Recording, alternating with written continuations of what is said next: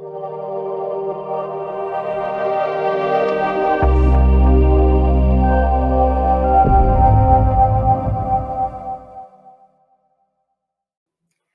back to eCoreAcademy, everyone. My name is Anita and I'm one of the teachers and co-founders here along with my younger brother, AJ Raj. Before I even get into today's special video, I would like to ask all of you to help us out by liking, subscribing to the channel, hitting the post notification bell so you're notified of all of our latest videos, dropping a comment down below to share your thoughts and help support us, and lastly, subscribe so you can join our growing student community. As you can see, today's video is a bit different from our typical conventional teaching lesson type video. It is another research-based studies video, which I'm super excited to be showing to all of you. Just a quick recap: the research-based studies section is pretty much where you're going to be seeing students such as myself, AJ, and more presenting to you topics that we've done research on. These topics can range from anywhere such as sectors of life, like society today, as in law, business, technology, medicine, all the way to influential people in different fields. And the topics I'm going to be talking about with you today are historical topics. So these research-based studies really range all over the spectrum, but you're going to see a common theme in which there's going to be a lot of critical thinking, in which we as students are drawing our own inferences, in which we're drawing our own conclusions based off of what we have experienced in life, along with combining our opinion and making reasonable inferences based off of the facts we've also collected on these topics. So what you'll see is, first you'll see a student pose a research question. Well, even before that, give you some background on the topic, pose a research question that they specifically looked into and tried to answer, and then come up with a way that they answered that question, and then different areas where they investigated so that they could draw their conclusion. So in this specific video, I am going to be talking about a project that I did during a summer course. So through my school, I took a summer course, which is just an online course without your regular teacher, which was self-paced. So I had to complete it. I had to teach myself the material. And I did this over the course of last summer, which was the summer before my sophomore year. The course I took was United States History 1 Honors, and in this course we had things called capstone projects because it was an honors level course, which is a pretty high level course. These capstone projects were pretty much where we picked any topic we wanted related to the material we were learning about American history, and then we pretty much came up with a research paper on it. First we developed a research question, then a thesis statement, and then we wrote a paper on it, including our sources, and then afterwards we would turn in this multimedia presentation, which would pretty much just be like a keynote presentation or our PowerPoint or Google Slides with a bunch of visuals and our facts on it, however we wanted to do it, and then we would do a voice over that. So that's what you're going to see in the next clip of me actually showing you my presentation. The first topic I picked, we had two because we had 2 semesters. So for the first semester, I picked what were the causes of the American Revolution, which I think was super interesting because American Revolution is a super broad topic, but let's narrow down on what exactly caused that revolution to occur. For those of you who don't know what the American Revolution was, the American Revolution, also known as the U.S. War of Independence, was this insurrection by the 13 American colonies between 1775 and 1786, in which they sought to overthrow Britain so that they could claim the United States as a sovereign state. So the United States was pretty much founded by the signing of the Declaration of Independence by 1776 and this Great Revolution. So what I was trying to do specifically, the purpose of my research was to figure out what the causes of the American Revolution were. And I narrowed these causes down to 3. Obviously, there are a lot, but I narrowed them down to 3 main causes, which I investigated. The first one was unfair taxation without representation by the British. The second cause was violence between the colonists and the British troops stationed in the colonies. And the third cause was the growing sense of unity between the colonists. So in the next clip, you're going to see me talking about how these 3 areas kind of intertwine, how these 3 causes intertwine, and how together they caused this great American Revolution. See that in the next clip. I hope you enjoy. Hello everyone, my name is Anita Raj, and today I am going to be speaking about the research paper I wrote through a cohesive and engaging multimedia presentation. Please enjoy the informative presentation. Before I even begin, I want to share a quick quote with you, written in the Declaration of Independence by Thomas Jefferson. All men are created equal and have the right to life, liberty, and the pursuit of happiness. Although these words were inked on paper more than 2 centuries ago and corresponded with the fierce spirit of independence of the American Revolution, they hold fast and true in our lives today. Can you think of ways this mere sentence impacts you today, impacts the rights you have, the way you perceive the government, and more? The system which has kept the American government successfully running originates from these principal rights that the colonists demanded in the 18th century: life, liberty, and property.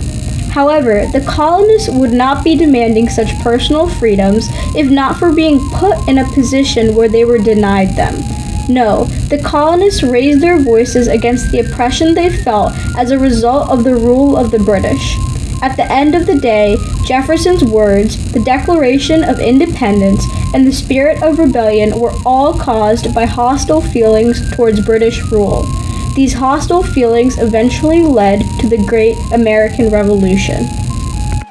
Today, I want to cover how the American Revolution, specifically, was caused by the unfair acts and taxation without representation imposed by the British, violence between the colonists and the British troops stationed in the colonies, and growing unity amongst the colonists.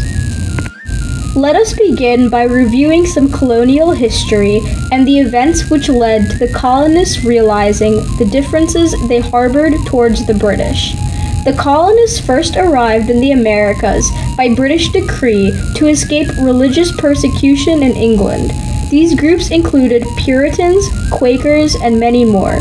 England was the motherland as the colonies were her children, and in their infancy, they obeyed the British crown through compromise. For example, Britain strictly controlled colonial trade but allowed the colonists to levy their own taxes. However, these relations became strained after the French and Indian War, during which Prime Minister William Pitt was able to defeat the French and Native Americans by seizing direct control of the colonies. At the time, this measure was necessary, but because the colonies had grown so used to salutary neglect of previous leaders like Robert Walpole, Britain trying to assume more control of the Americas came across as wrong and unfair. Tensions erupted even more as the British imposed taxes on the colonists to help with debts from the 7 Years' War. Colonial refusal to abide by these taxes resulted in violence between colonists and redcoats. The colonies, which had been operating independently of one another, were united by the common desire to end British occupation of the Americas. The events occurred like a domino effect and resulted in the inevitable onset of the American Revolution. Chronologically, the first cause of the American Revolution was unfair acts and taxation without representation imposed by the British. The British emerged victorious from the 7 Years' War, acquiring French territory in the United States and asserting dominance over the indigenous Native Americans. However, war had come at great cost, and raising taxes in England alone was not enough. The British began to issue taxes in their colonies as well, and the first outcries of disagreement were heard. Although British and the Crown believed that the colonists were obligated to pay taxes in return for the protection they received during the French and Indian War, the colonists thought otherwise. They did not want the British meddling in their internal affairs. In 1764, the British government began to impose new laws and taxes. This included the implementation of the Sugar Act, Currency Act, Quartering Act, and the Stamp Act. Several of these acts impacted the lives of the colonists negatively, convincing them to speak out against British rule. First were the Navigation Acts, issued to regulate colonial trade so that the British still had control over foreign relations of the colonies. These acts included where colonial ships could travel to, which goods the colonies could import and export, and the imposition of customs officials to ensure the colonies were abiding by these rules. Then the Currency Act of 1751 prohibited the New England colonies from issuing bills of credit, which were like banknotes. The Molasses Act of 1733 was a trade barrier used to force the colonies to purchase the more expensive sugar imported from the British West Indies rather than the less expensive but more abundant sugar from the fertile French and Spanish islands of Martinique and Santo Domingo. Afterwards was the Quartering Act of 1765, which aimed to decrease expenses of the crown but still better living conditions for soldiers by having colonists provide housing, food, drink, and other essentials. The rude British soldiers whom the colonists had to accommodate also aroused much aggression.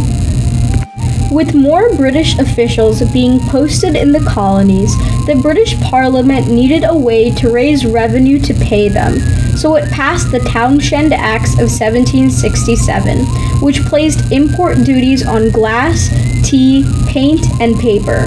One of the final straws was the Tea Act of 1733, which created a monopoly for the Dutch East India Company and affected the livelihoods of independent shippers, smugglers, and local shopkeepers. Last were the coercive, or intolerable acts of 1774, and they did four things: closed the Boston Harbor until the spilled tea was paid for, replaced the elected colonial council with one appointed by the British, gave near-dictatorial rule to British military governor General Thomas Gage, and forbade unapproved town meetings. British customs officials were not to be tried by colonial governments, and the colonies felt as though they were being served injustice. They blamed people such as King George III and Lord Frederick North, along with British institutions such as Parliament. Although the Crown and native British people believed the colonists were obligated to pay these taxes, the colonists were upset that they were not being given a representation in Parliament when these acts were made. Only select British officials, such as Isaac Barr, supported the colonists in Parliament, but otherwise, George III would try to quiet colonial advocates. At the end of this period of acts and taxation, the colonists decided to take matters into their own hands and exact change in their home colonies through violence. Overall, the first cause of the American Revolution was unfair acts and taxation without representation imposed by the British. The second cause of the American Revolution was violence between the colonists and British troops stationed in the colonies. Even before the masses of redcoats arrived, the colonists were attacking British officials, as in the case of the Stamp Act. After news of the British Parliament passing the Stamp Act reached the colonies, the Virginia House of Burgesses passed resolutions stripping the British of the right to tax the colonies. Meanwhile, Bostonians rioted in the streets and harassed the stamp distributor in his home. Tensions between colonists and the British were progressively getting worse, and when the British sent redcoats to monitor colonial activities, along with passing the Quartering Act of 1765, tensions became violence. The colonists and redcoats found one another to be disagreeable. One of the first examples of the violence that erupted can be seen in the Boston Massacre, during which an angry mob of colonists arrived at a customs office in Boston and began taunting the redcoats stationed there. When the colonists began throwing sticks and stones at the British troops, the troops opened fire. After the smoke from the gunfire cleared, 3 men were found dead, including the free African-American sailor Crispus Attucks, and 2 more wounded. People such as Paul Revere would go on to make engravings of the event, depicting the British as bloodthirsty and cruel, as propaganda tools to rile the colonists. Nevertheless, the tactic worked in conveying the brutality that the colonists felt was being exercised by their British oppressors. Even while British Captain Thomas Preston was in a jail cell after the event, he confirmed that the Sons of Liberty leaders John Hancock and Samuel Adams egged the colonists on to keep fighting the British. Another act of aggression was the Boston Tea Party. After the Tea Act of 1733 was passed, the Dutch East India Company sent ships filled with crates of tea to the Boston harbor. The colonists, angered by the additional tax and creation of a monopoly by the British, harassed customs officials. At night, members of the Sons of Liberty, dressed as Native Americans, boarded the ships and dumped 342 chests of tea into the harbor. The company faced a great expense, and in response, the British closed the Boston harbor through the Coercive Acts. Following this event in April of 1777 were the battles of Lexington and Concord. British General Thomas Gage led his troops from Boston to Lexington. He wanted to capture extremist colonial leaders, such as Sam Adams and John Hancock. Afterwards, he would march to Concord and seize colonial reserves of gunpowder. British and colonial forces met to exchange the first shots of the American Revolution. As the American Revolution was underway, the colonists of the North were still wary of those in the South. Those in the North thought the Southern colonists to be lazy and incompetent, while the Southern colonists depended on the British to purchase their crops. They also believed the Northerners were engaging in an unnecessary war. This was the case until the British Royal Navy began to bombard the coastlines of the South. Wooden farm buildings erupted in flames and ravaged the South. In the end, the Southerners joined the Northerners in the fight against the British. The source of this aggression were the stamps imposed by the British, but the path to war was paved by interactions between colonists and redcoats. Overall, the second reason the American Revolution occurred was because of violence between colonists and British troops stationed in the colonies. The third cause of the American Revolution was the growing unity amongst colonists. After the British closed harbors in the north and bombarded the coastlines of the south, the colonies banded together to form a united front, fighting for independence from what was perceived as tyrannical British rule.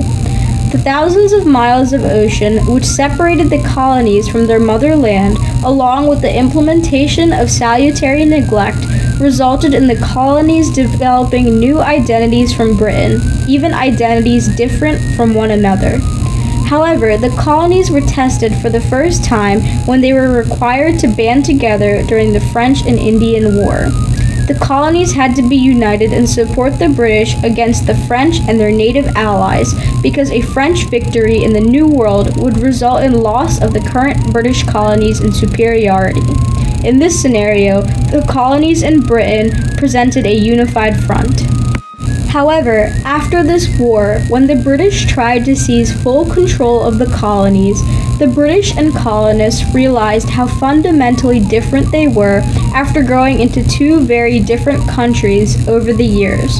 The colonists realized, through Parliament's aggression directed towards them, that their political, economic, and social ideas were becoming drastically different from those of Britain. What further created the divide between the British and colonists was the fact that a large percentage of the colonists were not British. Many hailed from the Netherlands, Scotland, Ireland, or some other country not loyal to the British or entirely independent of it. Ironically, these same factors created divides between the colonies themselves. While the South was more loyal to the Crown, the North was aching for rebellion. When the British expressed that they held the same lowly views of all 13 colonies, the colonies compromised that independence was the best option. The First Continental Congress was the first example of the colonies banding together without British involvement. During the meeting, delegates from many colonies viewed one another as equals and opened free but respectful debate. At the end of the conference, the delegates pledged loyalty to Britain by sending King George III the Olive Branch Petition in 1775. The Americans, who wanted initially for the British to simply uphold their personal freedoms, realized with the rejection of the Olive Branch Petition that they would have to push for complete independence. The Americans would sacrifice anything for their rights, even if it meant uniting into one nation and separating themselves from the British identity. When fighting began, the colonies agreed on naming George Washington the General of the Continental Army and passing John Dickinson's Declaration of the Causes and Necessity of Taking Up Arms during the Second Continental Congress. In January of the year, British immigrant Thomas Paine published a controversial but popular pamphlet named Common Sense, trying to usher in the mentality of independence. As many colonists began to favor Thomas Paine's approach to the purpose of the war, colonial delegates realized that the Continental Army would not be enough to permanently push the British out of the Americas. Therefore, people such as Benjamin Franklin and Thomas Jefferson collaborated to form an alliance with France. This was done through the unanimous decisions of the colonies to bring in foreign aid. Overall, the colonists would not have been able to present a unified front against the British if they had not all had the same goal of independence and liberty in mind. Therefore, the third reason the American Revolution occurred was because of growing unity amongst colonists. In conclusion, the American Revolution occurred because of unfair acts and taxation without representation imposed by the British, violence between the colonists and the British troops stationed in the colonies, and growing unity amongst the colonists. Acts such as the Navigation Acts, Molasses Act, Stamp Act, Quartering Act, Tea Act, and Coercive Acts were deemed unfair by colonists because colonists did not have representation in British Parliament to advocate against the taxes. Colonists also believed that the taxes went back on the agreement they had with the British before the French and Indian War, and the colonists disliked the British meddling in internal affairs after years of salutary neglect. Additionally, tensions worsened when the British sent redcoats to put down the brewing spirit of rebellion in the colonies. Instead of calming the colonists, the redcoats' presence instigated violent events, such as the Boston Tea Party, Boston Massacre, and the Battle of Lexington and Concord. Like a domino effect, the aggression of the British against the colonies as a whole caused the colonies to band together against a common enemy. The colonies, which had developed an identity independent of Britain's, determined that breaking away from the British Empire would be the best course of action. Through the Continental Congresses, the colonies solidified their allegiances to one another and were further empowered by a common goal of independence. As Thomas Jefferson wrote, the colonies all wanted life, liberty, and the pursuit of happiness, free of the British. Thank you for joining me in analyzing research of the main causes of the American Revolution. My name is Anita and I hope that presentation was informative but enjoyable. So I hope you enjoyed that video about me talking about the three main causes of the American Revolution. I hope you thought about those critical thinking questions that I posed, especially at the beginning. Thought about how your life, how your morals of freedom and liberty, and those American concepts that we hold true, and honestly, all other nations throughout the world hold true. Most nations hold true. How they kind of connect you to the research topic I just talked about. Again, three causes I cited the American Revolution were unfair taxation without representation by the British, and then violence between the colonists and the British troops stationed in the colonies. And then the third one was a growing sense of unity between the colonists. So I encourage you all to think deeply about these topics, think about how they relate to you, draw your own fact-based conclusions, and then just drop comments down below just mentioning what you think in your opinion. It'd be really cool to hear what you all have to say. So I hope you enjoyed the video. If you did, please like the video, subscribe to the channel, hit the post notification bell. Again, drop that comment down below and share using all of our socials. Thank you so much, and I hope you guys join us on our next research-based study.